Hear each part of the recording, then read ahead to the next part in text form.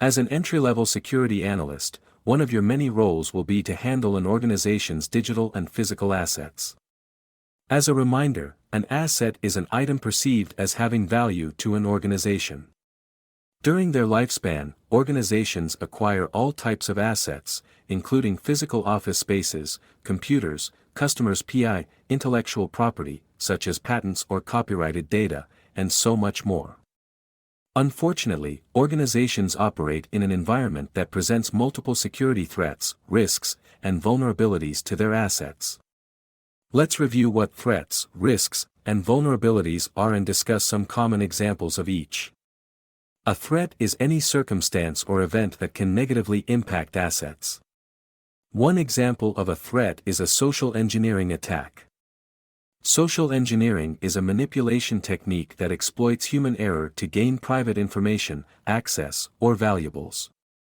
Malicious links in email messages that look like they're from legitimate companies or people is one method of social engineering known as phishing.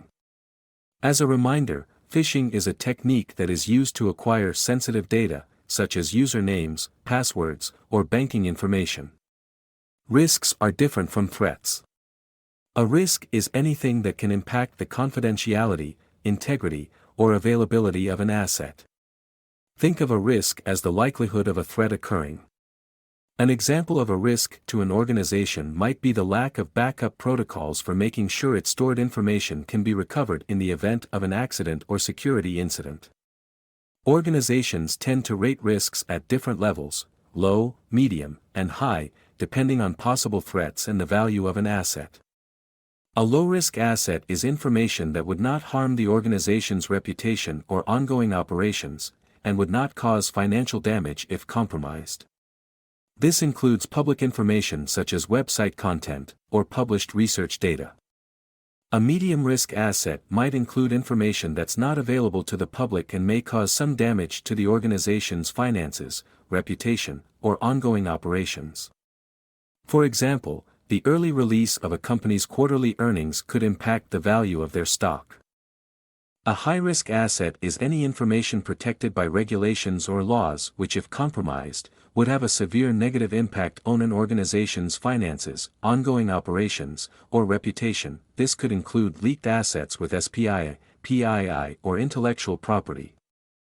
Now, let's discuss vulnerabilities. A vulnerability is a weakness that can be exploited by a threat, and it's worth noting that both a vulnerability and threat must be present for there to be a risk. Examples of vulnerabilities include an outdated firewall, software, or application, weak passwords, or unprotected confidential data.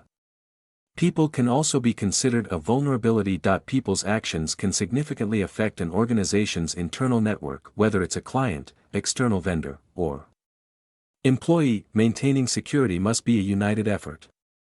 So entry-level analysts need to educate and empower people to be more security conscious. For example, educating people on how to identify a phishing email is a great starting point. Using access cards to grant employee access to physical spaces while restricting outside visitors is another good security measure.